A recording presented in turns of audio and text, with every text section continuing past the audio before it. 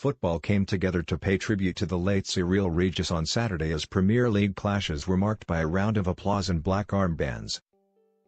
The Premier League is remembering the West Brom legend this weekend, who is widely recognised as being a pioneer for black players in football. Tributes began before Brighton's clash with Chelsea at the Amex Stadium as players gathered to pay homage to the former England international. Brighton and Chelsea players offer a minute's applause in a tribute to Cyrille Regis. Former West Brom and England striker Regis died suddenly aged 59 on Sunday evening, and fans decorated the Hawthorns gates with floral tributes.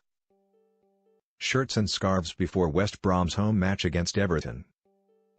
The Premier League reached a late decision on Friday to honour Regis after there were initially no plans to remember the trailblazer.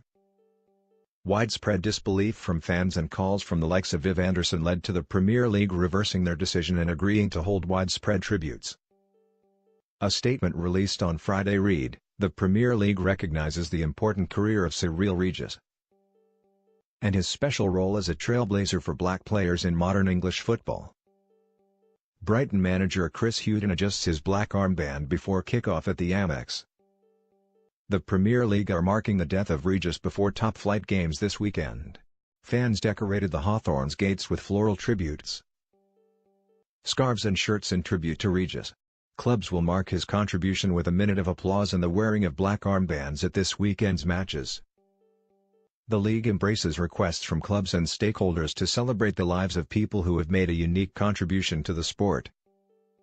Originally the only tributes marking Regis' death were set to take place at his former clubs West Brom, Aston Villa, Coventry and Wolves.